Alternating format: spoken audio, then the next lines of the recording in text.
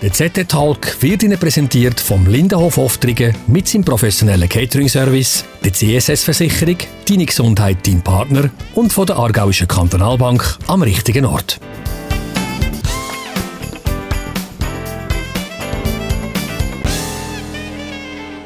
Herzlich willkommen zu einer weiteren Ausgabe vom ZT-Talk. Wir sind am Stammtisch in einer Beiz, wahrscheinlich etwa die einzigen im Moment. Und zwar aus einem guten Grund, bei einem Herr, der nicht mehr dort werden, der aufhört, aber einer der höchst dekoriertesten war von der ganzen Gegend, weit und breit. Und zwar sind wir beim Baumen. Und da hockt er, der Baumen. Hannes. Grüezi miteinander. Schön, dass wir kommen dürfen. Es ist eigentlich ein trauriger Anlass, ein bisschen, oder? Nach gut im halben Leben hast du jetzt eigentlich da innen gearbeitet, mit knapp 30. Jetzt bist du 60. Was hast du für ein Gefühl jetzt? Ja, das Traurige ist eigentlich, wie man muss hören, oder, im Moment. Also, das wäre natürlich schön gewesen, wenn man normal hätte können hören, mit den Stammgästen noch eins trinken, wenn man das schön in dieser Zeit jetzt so über 3-4 Monate hätte können verteilen. Das wäre sicher auch noch ein gutes Geschäft gewesen, wenn man gesagt hätte, man hört jetzt, oder? Wäre sicher noch einmal alles vorbeikommen. Und das tut schon weh, dass man sich da nicht hätte können verabschieden, wie man das gerne gemacht hat. Aber jetzt Hand aufs Herz, in diesen 30 Jahren, wie manchmal hättest du am liebsten alles hergeschwartet? Ja, so, soll ich sagen, eins in der Woche? Nein, das ist ein bisschen darauf angekommen. Also ich war wirklich queer mit Herzblut. Und ich muss wirklich betonen, ich war es. Ja. Es macht mir zu wenig Freude mehr. Jetzt, mich hat auch der Umgang mit der Gastronomie ein bisschen beschäftigt, wie das jetzt gegangen ist. Mich hat es auch beschäftigt, wie gross die Ansprüche geworden sind von der Gäste gegenüber von den Wirten. Weil Wirte kann jeder, das ist wie Bauern, oder? Also, die Wirte machen alles falsch und sind wenig innovativ. Obwohl, wenn einer richtig innovativ ist, verschenkt er das Essen am Westen. Der heisst, das ist ein super Typ, oder? Und die sagen, ja, nein, wir machen ein bisschen Kostenberechnung und so, sind da halt ein bisschen weniger beliebt, oder? Das hat ein bisschen geändert, das ist ein bisschen schade. Aber schauen wir doch mal ein bisschen zurück in die Anfänge. Das war ja Ende 80er Jahre, das war, wo du da angefangen hast. Wann sind eigentlich so die richtig fetten Jahre gewesen? Du, gerade am also Anfang. Wirklich gerade am Anfang? Also ich habe das Einzige, was da war, die Liegenschaftspreise sind sehr hoch oben gewesen. Also das Haus ist innerhalb von 3 Jahren über 500.000 weniger wert gewesen. Das hat das hat weh getan dort. Und die Preise sind sehr hoch gewesen. Aber da hat man, der Business Lunch war ein Business Lunch gewesen. Also die Leute sind gekommen. Am Freitag da hat man die am 5 Uhr fast rausrühren und sagen, könnt ihr jetzt das Restaurant führen sitzen, weil wir sollten den Tisch wieder haben für am Abend. Also da ist noch Käse gegessen worden, Dessert, da hat man noch Schnaps genommen. Getrunken ist auch Wein und so weiter. Ja. Also, das sind auch die Abschlüsse sind eigentlich beim Essen gemacht worden. Ja. Heute werden die am Telefon gemacht oder per E-Mail oder mit einer Telefonkonferenz. Oder, das Persönliche ist vergessen gegangen. Und das hat mir auch ein Belgier gesagt, der da war. Mit dem habe ich ein bisschen geredet. Und der hat gesagt, wissen Sie, Herr Baumann, die schönen Zeiten mit Business Lunch, als Business Lunch noch ein Business Lunch war, die sind vorbei. Heute haben die Leute keine Zeit mehr. Und der hat das auf den Kopf getroffen, das ist so. Und das hast du gespürt, also nachher direkt, also wir hatten einfach wirklich Erfolg gehabt und vor allem, es ist natürlich, wir haben noch geraucht. Die Polizei war nicht ganz so präsent gewesen. Alkohol war noch höher gewesen, oder, die Grenzen, und wenn man sie verwünscht hat, hat man etwa noch das Auge zugedrückt. Also, es ist einfacher gewesen von dem her. Es war auch am Morgen anders gewesen. Also die Leute, die zu 9 Uhr gekommen sind, die haben ein grosses getrunken und ein Sandwich gegessen. Ja. Und wir haben am 9 Uhr bis um 10 Uhr haben wir das Beizli voll gehabt. Da. Das ist, die Leute sind eine gute Stunde oder manchmal eine halbe Stunde und dann sind die Nächsten gekommen, die von der Bahn sind gekommen, die ganze Industriestrasse war da gewesen. Und irgendwann hat das aufgehört, dann haben die nicht mehr zum Betrieb aus, dann sind die Selektoautomaten gekommen, Alkohol sowieso nicht mehr gegangen, oder? Und auch am Mittag. Aber wenn du vergleichst jetzt die richtig fetten Jahre, wie viel mehr hat man dort verdient als heute? Kannst du das etwa, also das Doppelte, oder? Ja, also man hat hier noch etwas verdient, sagen wir es so. Okay. Nein, es war natürlich auch, die Arbeitszeiten sind anders gewesen, oder? Die Ferien sind weniger gewesen, kein 13. Monatslohn. Das hat alles geändert nachher. Da ist Mehrwertsteuer gekommen, das hat man auch nicht gehabt. Da ist Warenumsatzsteuer gewesen, also das ist anders verrechnet worden. Dort haben wir nicht selber müssen die Aufschläge machen. Und es ist mehr konsumiert worden, wir hatten den Stammtisch noch gehabt. Nach der Arbeit ist man noch gebeizt, da ist man am Stammtisch gehockt, hat noch ein bisschen geredet und gemacht und ist erst nachher hey. Da ist noch nie, wenn einer gesagt hat, ich war gestern noch im Baumen und habe 5 Bier getrunken, hat sie gesagt, das ist ein Post. Heute, wenn einer sagt, ich war gestern zu oben nach Rasch um Sempacher gefahren mit dem Velo, ist das der Sieg, oder? Der andere ist. Ja, also die Werte in der Gesellschaft haben sich nicht absolut geändert. Verschoben, oder? Also es ist auch so. Was mich auch lustig gemacht hat, du hast letztes Jahr mal einen ziemlich gehässigen Leserbrief geschrieben im Zofiger Tagblatt. Das war nach dem Lockdown dort, wo irgendeiner sich so beschwert hat, irgendein Journalist, irgendwie wegen der tropfenden Nase vom weiss nicht was, vom Wirt. Und du hast ja dir geschrieben, eigentlich heutzutage eigentlich schier jeder Restaurantbesucher das Gefühl, er sei ein halber Gastrokritiker. Ja, das ist wirklich so. Wann hat das angefangen? Das hat angefangen mit diesen Plattformen, mit TripAdvisor und so weiter, oder, wo man überall seine Kommentare abgeben kann, auf Google, überall kann jeder rasch so einen Bericht schreiben. Und vielfach hat da irgendeiner einen Frust vielleicht schon, wenn er reinkommt, weil irgendetwas passiert ist, was ihm nicht passt hat. Muss nicht zwingend im Restaurant sein, das kann draussen sein, wo einer verrückt gemacht hat, im Büro, wo einer verrückt gemacht hat. Und dann geht man so ein bisschen den Frust abbauen. Hast du das erlebt, dass das die Leute nie bremsen? Also ich kann das gut unterscheiden, wenn ich Kritiken lese in einem Restaurant. Das kann jeder eigentlich, wenn er das ein bisschen anschaut. Also wenn 90% positiv sind und das sind einfach 2, 3, die jetzt hier im Zeug schreien und machen, dann haben die ein Problem gehabt mit der Wertschätzung, sind vielleicht zu wenig ernst genommen worden, haben sich das ein bisschen anders vorgestellt. Und ich habe auch viele gehabt, die immer gesagt haben, ja, in einem Punktelokal hätte ich noch das erwartet oder dieses erwartet. Und meistens sind das Sachen gewesen, wie ein Gemüse gratis oder irgendwie eben noch ein schönes Friandis oder noch ein Praline oder irgendwie so Gudeli. Und das habe ich nie gross gemacht. Also wir haben schon alles Gutes gegeben, oder selber gemacht, einen Gugelhopf oder irgendwie, aber nicht eine Palette.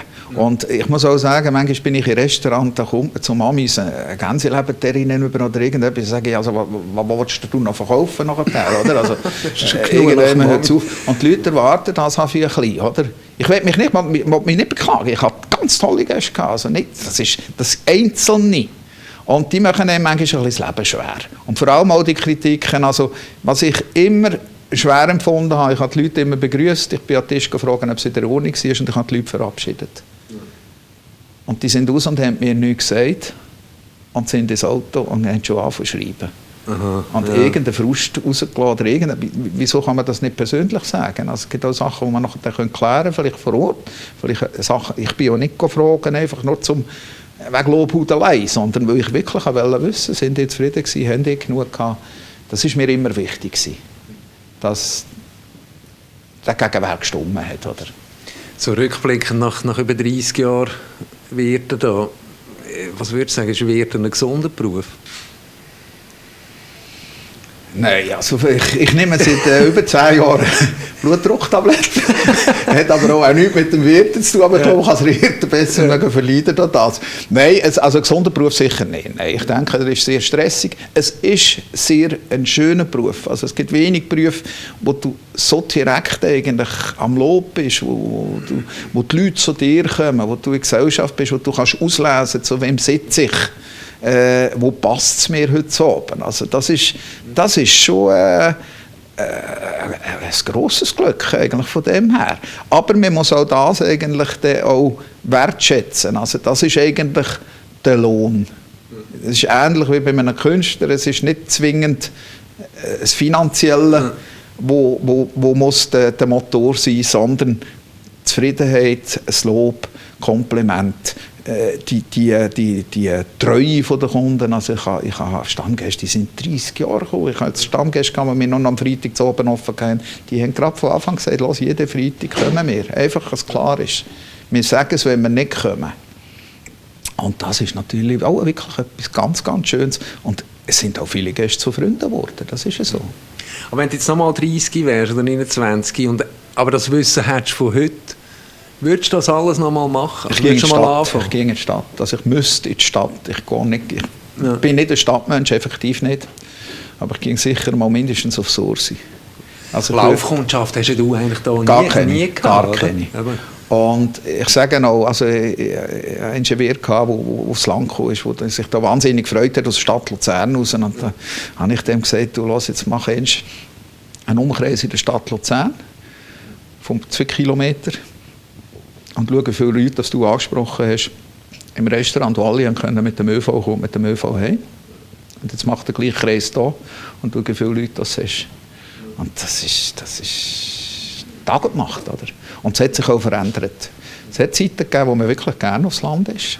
Also man geht heute noch gerne aufs Land. Es ist nicht so, dass man jetzt ungern aufs Land geht. Aber die 05, die haben schon eingeschenkt dort, oder? Also Promillegrenze. Das hat eingeschenkt. Oder? Ich bin zwar sehr nah mit dem Bahnhof, aber das nützt nichts, wenn man daheim 3/4 Stunden laufen muss, bis man am Bahnhof ist. Oder? Also ich bin relativ viel mit der Bahn gegangen, weil ich hier sehr nah mit der Bahn wohne. Dann machen wir es. Und sonst ist halt auf dem Land ist halt gleich das Auto. Und man kann sich so nicht mehr leisten, ein Billett abzugeben. Und das hat sicher auch noch ein bisschen zum Wandel beigetragen. Es hat mal eine Phase gegeben, also ziemlich eine lange, ich habe es schon am Anfang erwähnt, da hast du 16 Go-Mio-Punkte gehabt. Also bist im Moment, glaube ich, der best dekorierte Aargauer hat 16. Ein Pfarr zu wäre ich, wenn ich im Aargau wäre. Nein, also auf jeden Fall, du hast viele Punkte gehabt. Wäre ich über Jahre gewesen, das ist sehr so viel, oder? Am Schluss hast du nicht mehr wollen, gut, dann müssen wir jetzt ja nicht mehr ins Detail gehen, das haben wir ja auch schon berichtet. Du hast auch dort schon gesagt, der Stress irgendwie immer nur an die Punkte zu denken, das willst du gar nicht mehr. Aber so rückblickend gesehen, sind die Punkte wichtig jetzt für dich? Also die haben mich sicher bekannt gemacht, das ist ja so. Also ich muss ehrlich sagen, ich will auch nicht über ein Go-Mio schimpfen von dem her. Ich bin froh gewesen, manches Jahr, das Ganze. Aber es hat sich nachher verändert, das Ganze. Also ich habe für meine Gäste gekocht und die sind zufrieden gewesen. Und zwischen die ist halt irgendeiner gekommen, der ganz andere Vorstellungen hatte von meiner Küche, wie das die effektiv war. Und ich habe gesagt, und ich stelle mich nicht auf den Grind, einfach nur, weil jetzt einer das Gefühl hat, ich müsste da noch, weiss nicht was, für Schäumchen und Garnitürchen und Shishi drauf haben. Ich bin ein wehrschafter Koch, wo auch einfach das, was auf dem Teller ist, das muss man können essen und das muss alles gut sein. Und nicht noch ein Schlag von einer Soße, die einfach keinen Sinn macht und die auch nicht gut ist. Aber du selber, wenn du essen gehst, schaust du auf so Sachen? Oder? Ich schaue auf so Sachen und ich bin jemand, der wirklich das eigentlich auch schaut. Also was auf dem Teller ist, wenn irgendjemand noch Schlärchen ist, das ist etwas vom Ersten, was ich probiere, was mich interessiert. Ist jetzt das wirklich gut oder hat er jetzt das noch gemacht, noch für Sog, oder? Und ich bin nicht der grosse Kritiker von dem her. Also ich muss jetzt wirklich sagen, die Restaurants, die ich besuche, das kann ein Restaurant in Sonnenbritnau zum Beispiel, macht eine in meinen Augen von den besten Metzgeten, selbstverständlich der Ochsen in Rockliswil auch. Das ist so, muss ich sagen. Und es gibt Restaurants, wo ich einfach wirklich so Sachen essen. Und das andere, ich war letztens im Ochs in Eich, das hat mich begeistert. Das sind Junge und dann ich dachte, so bist du vor 30 Jahren. Also es muss keine Punkte und Sterne kommen? Nein, überhaupt nicht. Also erstens vermagst du es gar nicht, oder, die ganze Zeit. Und zweitens, heute habe ich gerne wehrschafte Küche. Etwas, das wirklich gut zubereitet ist. Sei das ein Schmorbrot, ein Sauermocken, irgendeine so geschmorte Sachen, habe ich heute lieber, ich sage immer, ein Filet, das kann jeder bröteln, auf Deutsch gesagt. Oder? Also, das ist nicht so wahnsinnig schwierig von dem her. Aber ein guter, saftiger Braten, der schön lind ist, der gut gewürzt ist, das ist gekocht. Aber du kochst daheim so wie da? Ich koche viel daheim, jawohl, koche ich wirklich wie da. Also wenn wir für uns kochen, wir essen sehr viel kalt. Wir essen auch sehr viel Suppe. Aber die ist selber gemacht. Die ist wirklich immer selber gemacht. Weil eine Suppe gibt nichts zu tun. Das gibt so nichts zu tun. Und es ist so etwas Feines. Und da tue ich lieber noch ein bisschen Rahm rein, wenn als in der Matschi unterstützen. Oder? Also, ja, da hat der Käser etwas davon, mein Bauch auch. Etwas, was du ja auch hast, zum Glück, muss man sagen, wo du ja eigentlich die Rauchverbote eigentlich schön umgegangen hast, ist eine wunderschöne Raucherlounge, oder? Hast du die noch? Oder hast du die schon abgeräumt? Nein, die habe ich noch. Die ist noch. Der Whisky steht auch noch drin? Der ist auch noch dort, ja. Gehen wir auch schauen. Wir noch gelesen dahin. Das ist gut. Ja, im Jahr 2021 kommt man natürlich leider um ein Thema gleich nicht um, auch wenn ich es gerne rausgelassen habe, und das ist Corona. Du hast ja eigentlich im ersten Lockdown sehr schnell reagiert. Du hast ziemlich schnell auf Takeaway umgestellt. Was war das für eine Erfahrung für dich? Das ist sehr gut. Es war ein bisschen zweischneidig. Also wir haben, der Daniel Waber von der Bäckerei in Brittnau ist auf mich zugekommen und hat gefragt, ob ich etwas machen mit ihm. Hat sich aber ganz etwas anderes vorgestellt. Er hat irgendwie das Gefühl gehabt, so ein bisschen, ich weiss auch nicht, irgendein Hamburger oder weiss nicht was. Und als ich dem das erste Menü gebracht habe, hat es eigentlich zu den Socken ausgeschlagen. Das war Hacktätschli mit einem Portwein, Herdöpfelstock und Rüebli. Also richtig, ja, ein richtiges angerichtet, fertig in einer Schale innen, zum Regenerieren. Das war auch begeistert, oder? Dann haben wir das wirklich nachher aufgezogen zusammen. Und wir haben in den besten Zeiten fast 100 Menü rausgelassen. Und ich habe das wirklich allein gemacht. Also ich habe meine Angestellten nicht zu der Kurzarbeit ausgenommen. Ich habe die dort gelassen und habe das allein gemacht. Weil wenn ich wieder Löhne zahlen musste, hat das nicht mehr rendiert, hat so sonst nicht, aber da hätte ich noch Geld verloren. Wir haben hier 17 Franken gehäuscht für ein Menü und das war wirklich immer alles frisch gemacht gewesen. Und dann haben wir das gemacht, nachher bis in September, es ist immer weniger geworden durch den Sommer durch, wo die Restaurants wieder offen waren, aber wir haben die immer noch gehabt, vor allem hat es dann länger mehr Pensionierte gegeben, die gesagt haben, das vom Blumenpast ist eigentlich besser als das vom Altersheim. Ja. Und das eigentlich so gemacht haben. Und wir haben halt auch angefangen liefern und bringen. Und, ja, aber wirtschaftlich hat es sich nicht gerechnet? Nein, sonst hätte ich es wieder gemacht. Es war natürlich auch, weil ich nicht genau gewusst, wie mache ich weiter. Tue ich wieder auf im Sommer, oder? Ich habe ja meine Gäste erhalten eigentlich, oder bei mir behalten.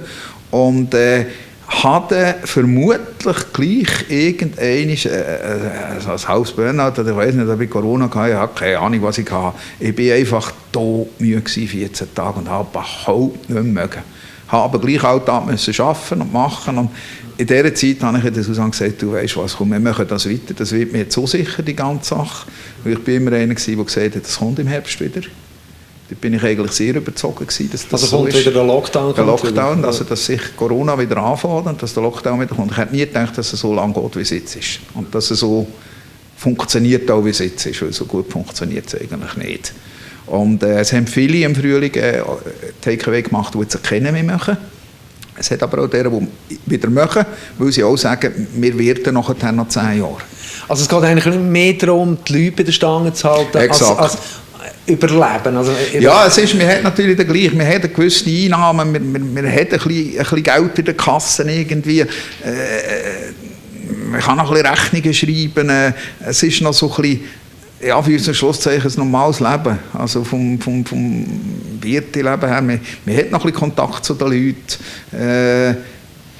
Aber hat es dir Spass gemacht? Also hast du es gerne gemacht? Es hat mir extrem Spass gemacht, vor allem auch, weil es wirklich gut angekommen ist, weil die Leute begeistert waren. Hast du also du bist ja gewöhnt, dass du nachher an den Tisch kannst und fragen, wie es war. Ja, ich habe natürlich die Leute gesehen, sind sie viel geholt, auch, oder, was gut gerühmt haben. Und da habe ich wunderschöne Mails bekommen, auch von alten Leuten, die gehbehindert sind oder so, und mir wirklich geschrieben haben, wie genial was das ist. Und das, ältere Leute, die geschrieben haben, sie freuen sich alltag auf das Menü, und das ist eigentlich noch das Einzige, wo sie Freude haben daran.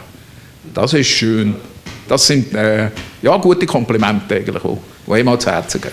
Jetzt sind die Aussichten eigentlich eher düster. Also wenn man den Casimir Platzer von GastroSuisse zum Beispiel hört, oder auch andere Gastroverbandpräsidenten, die sagen, also es wird ein Drittel der Restaurants werden den zweiten Lockdown nicht überleben. Ist es wirklich so schlimm? Also es ist ganz schlimm. Es ist wirklich ganz schlimm. Ich will nicht klönen. Ich will wirklich nicht klönen. Aber wir fühlen uns schon sehr allein gelassen. Es wird die ganze Zeit gesagt, wir helfen. Es heisst, wir machen das unkompliziert und es kommt. Ich kenne bis dahin 2 Wirte in der Stadt Luzern, die für etwas bekommen haben. Ich weiss mehrere Wirte, die den Bescheid bekommen haben, dass es da etwas gibt vor 14 Tagen. Und ich weiss deren, die vor einem Monat eingegeben haben und noch keinen Bescheid haben. Es hat einfach, wir haben jetzt kurz, also machen noch Verbandsarbeit bei denen noch ein bisschen dran, wir haben jetzt gerade gehört, dass sie geschrieben haben, es brauche einfach seine Zeit. Ich begreife, dass die das erledigen und dass das sehr viel Arbeit gibt und dass sie auch sicher kompetente Leute und die wollen das sicher auch gut machen. Aber wir haben keine Zeit mehr, wir haben keine Reserven mehr. Die Reserven hat man gebraucht. Und die noch haben, sagen natürlich dann schlussendlich, Gott verdammt, muss ich jetzt wirklich mein ganzes Vermögen brauchen, bevor ich dann etwas bekomme. Und es weiss niemand, wie viel es gibt. Es sind so viele Zahlen es sind so viele Prozentzahlen mit Affront perdu, mit Krediten. Und Kredite brauchen wir nicht mehr, die haben wir gehabt. Also du bist enttäuscht eigentlich von der Staatshilfe? Es ist einfach sehr schwierig. Ich bin extremst enttäuscht, dass man ein Gewerbe zumacht und sagt, fertig, Schluss, die dürfen nicht mehr arbeiten und einem dann halt schlussendlich gleich im gewissen Sinne im Regen stehen. Also die Kurzarbeitsentschädigung, das ist gut und recht, aber das ist 80%, da zahlt man 20% drauf. Was hätte der erste Lockdown gekostet? Weißt, kannst du das etwas sagen? Also das Ganze hat mich, also im ersten Lockdown habe ich etwa 30'000 Franken drin vom Privaten. Und jetzt über ausgerechnet, ich habe es nie richtig zusammengezählt, aber ich denke, ich bin sicher bei 50'000, 60'000 Franken, ja. Kennst du wer denn jetzt persönlich schon Konkurs gegangen sind? Nein, also persönlich nicht. Ich habe es gelesen vom Beluga in Aarau, der zugetan hat. Dort sind aber auch noch ein bisschen andere Gründe. Es ist natürlich schon so, der Corona hat jetzt einfach dann auch vielen Deckel zugetan. Also wenn man es jetzt ein bisschen ganz ketzerisch fragen, könnte ich jetzt sagen, ja, läuft es die Richtige? Nein, es läuft quer durch die Landschaft. Also ich sage, das hat nichts zu tun. Also nicht die Umfähigen oder so? Nein, also die schon auch, denke ich. Es kommt ein bisschen darauf an, wie viel man hat, oder was man an Reserven hat. Nein, es kann auch Top-Restaurant, es kann 5-Sterne-Hotel, es kann alles lüpfen im Moment. Oder? Also man tut das schon unterschätzen, was ein Betrieb kostet, wenn er zu ist. Oder? Also ich sage, wir haben die Heizung auf dem Minimum, aber es kostet. Ich habe Strom gleich, die Kühlgeräte laufen und so weiter. Wenn man noch etwas kocht, ich gehe am Markt oder mache dort Sachen. Die Elektrorechnungen hat man, die CKW hat gleich.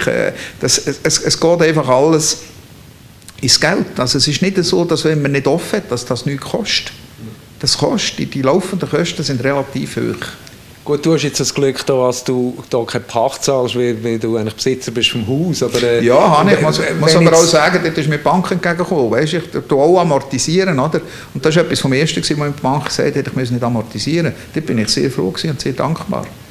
Weil, und gleich, du hast ja gleich Unterhaltsarbeiten. Oder? Es ist mir in dieser Zeit natürlich auch irgendwas ein oder andere abgelegen, oder, was man dann machen musste. Aber darf ich jetzt gleich noch mal fragen, so allgemein, hast du das Gefühl, die Gastrobranche ist eigentlich die am meisten leidet unter der Nein, ich habe das Gefühl, die Eventbranche ist noch schlimmer betroffen. Und ich sage auch, die ganzen Caterer, die hat sicher mehr verwünscht als uns, weil wir doch zwischen die im Sommer haben können auftun und viele dort recht gut gearbeitet haben. Also es sind sicher nicht die Umsätze, die wir andere Jahre hatten. Wir haben schon gehabt, ist es ein schöner Sommer gewesen, das ist ja so. Und ich denke, nein, und die hat sicher mehr geprägt, oder auch Künstler und so weiter, die gar keine Aufträge haben, also alle, die gar nichts haben können machen, das ganze Jahr hat es ganz sicher mehr geprägt, das ist ja so. Aber die Gastronomie hat es extrem geprägt, auch weil wir einfach wirklich ein Gewerbe sind, das nicht grosse Reserven hat. Und ich sage jetzt auch, den ganzen Herbst keine Bankett, oder Bankett, wenn ich 50 Leute habe und ein Menü und das kann rauslassen, oder 50 mal 1, das sind 2 Paar Schuhe, oder? Das ist natürlich von der Arbeit her viel lukrativer. Eigentlich hättest du noch mal aufmachen bis Ende März. Ja, das hätte ich ursprünglich. Aber du glaubst nicht daran, dass das noch... Nein. Also ich bin jetzt nach den letzten Informationen vom Bundesrat Berset bin ich eigentlich sehr skeptisch, dass im März noch etwas aufgeht. Das kann April, Mai, Juni. Und das ist ja das, was einmal wirklich fertig macht, dass man so keine Perspektive hat. Also. Du bist ja noch am Samstag, immer am Samstag zu Zofingen am Markt. Ja. Oder? Was verkaufst du dort? fertig vorgekochte Sachen. Also ich habe angefangen mit dem Wild. Ich habe ja das Wild eingekauft und habe das irgendwie müssen wieder verkaufen und habe mit den umliegenden Revieren eigentlich immer Verträge, nicht verbindliche Verträge, aber eigentlich immer das Wild abgenommen und ich mache das gerne. Und da habe ich zuerst das Wild verkauft, das ist jetzt plus minus fertig, also ich habe noch ein bisschen, wenn noch jemand will, aber jetzt ist es gefroren, oder? Weil die Jagd ist fertig seit Ende Dezember. Und jetzt tue ich fertig gekochte Sachen, geschmorte Gerichte, Haxen, Sauermocken, Schmorbraten, Pastetli-Füllung, Fleischvögel. Und das läuft sehr gut. Noch ein bisschen Knöpfchen dazu, Rotkraut, Herdöpfelstock, so ein bisschen Sachen und etwa noch Terrine. Und so Sachen eigentlich, die man nicht macht für sich allein oder für das Zweite, die einfach zu aufwendig sind. Und die sind fertig gekocht zum Regenerieren. Plastiksäckchen, ins heißes Wasser gehen. Die Hausfrauen sind hochbegeistert. Letztes Jahr davon gelaufen und gesagt, du musst zu dem, das kannst du alles nur ins heißes Wasser rühren. Und dann ist cool gesagt, also sie soll weiterhin bei mir einkaufen, koche ich besser als sie gekocht haben. Und, nein, das ist schön. Ich sehe viele von meinen Gästen, ich habe Kundenkontakt und ich habe keinen Stress. Und das machst du jetzt aber noch weiter? Das mache ich weiter. Also solange es ein bisschen geht, ich muss jetzt schauen, wie es da weitergeht mit dem Haus. Eigentlich hättest du ja da Wohnungen, also umbauen, Wohnungen reinbauen und selber auch da innen wohnen. Ja, das ist eigentlich alles super gelaufen. Ich hatte keine Einsprache, im Kanton hat schon bewilligt. Was ja nicht selbstverständlich ist. Nein, überhaupt nicht. Ich habe Glück gehabt. Und jetzt ist die Bausumme absolut zum Lotus gelaufen und ich kann es nicht realisieren. Also es ist einfach, ich habe ein Budget gehabt um einen gewissen Betrag und der ist jetzt fast ein Drittel höher.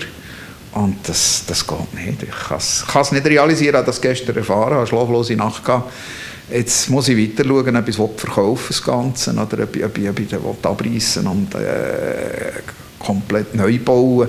Aber das steht wirklich in den Sternen. Also das ist wirklich Top News. Das ist gestern am Nachmittag rausgekommen und hat es eine Nacht gehabt zum Studieren und es war für mich heute Morgen klar gewesen, dass das einfach zu teuer wird, dass das nicht geht. Hättest du dir eigentlich einen Nachfolger gewünscht? Also hättest du dir gewünscht, dass da jemand weiter... Ich hatte einen, den ich ins Auge gefasst habe, das war ein ehemaliger Küchenchef von mir. Und dem hätte ich es gegeben. Und vielleicht noch 1 oder 2 Lehrlinge, die ich ausgebildet habe, von den vielen, die ich ausgebildet habe, die ich es auch gegeben hätte. Aber sonst nicht, nein. Ich habe es auch nie ausgeschrieben, für einen Pächter zu suchen, weil also im Moment ist es sowieso schwierig und vorher, ich habe so viele Geschichten gehört und ja, da hätte ich es ja langfristig wollen und wenn einer hört nach einem Jahr und dann nachher der andere wieder kommt, noch ein Jahr, ja. Es ist etwas, was man aufgebaut hat in 30 Jahren, ist innerhalb von 2 Monaten zu Boden gerankt, wenn das muss sein. Und das ist etwas, was ich nicht wollte mitmachen. Also ja, ich weiß nicht, das ist, ja, im Adler oben die Lehre gemacht, oder? Und ich habe immer noch Beziehung zu meiner Lehrmeisterin. Und Adler war das Top-Restaurant auf Gourmet-Basis. Und es ist heute eine Pizzeria, die machen es auch gut. Aber es ist natürlich jetzt auch für... Das tut weh nachher, weil man einfach... Es ist nicht da hat das Leben drin, oder? Also, das sind Geschichten, wo man da ein Buch schreiben könnte, über das, was ich erlebt habe in den 30 Jahren. Und da hat man einfach zu viel Herzblut. Also wenn ich von Anfang an gesagt hätte, also, wir reissen es ab und machen etwas Neues, hätte ich ordentlich Geld gespart, oder? Von dem her. Und was glaubst du, was macht der Bauern in 5 Jahren? Der Baum in 5 Jahren, ja, ich hoffe, ich könnte ein bisschen mehr reisen. Ich habe noch einen riesen Wohnwagen, haben wir noch gepostet das letzte Jahr, also Occasion, aber noch gut erhalten. Ich hoffe, ich könnte die Kutschenfahrt also auch wieder anbieten, die ich will. Ich muss schauen, wie das geht hier jetzt, oder? Es ist relativ schwierig zu sagen, ich will einen Kochkurs weitermachen. Das geht auch nicht ewig, oder? Also muss dann schauen.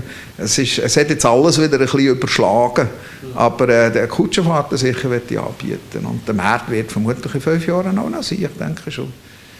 Aber dass du da wieder als Wirt nochmal aufmachst, nein, das ist ausgeschlossen? Nein, das ist ausgeschlossen, ja. Das ist ausgeschlossen, noch einen Austrinkenden, vielleicht eine Gehörige oder irgendetwas so, wenn man dann wieder kann, aber ja. Also austrinken, ich meine, die Voraussetzungen, wie man da hinten ja sieht, wären ideal. Wenn das so weit wird kommen, dann würden wir euch das sicher mitteilen. Und jetzt wünschen wir dem Hannes eigentlich viel Glück im neuen Lebensabschnitt und Ihnen danke fürs Zuschauen und bis nächste Woche im ZT-Talk.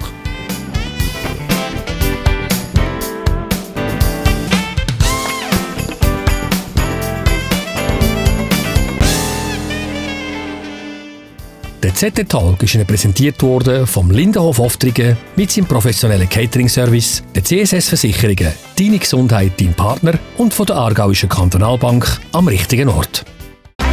Hallo Glück, hallo Trost, hallo Leben. Wir sind bereit. CSS-Versicherung.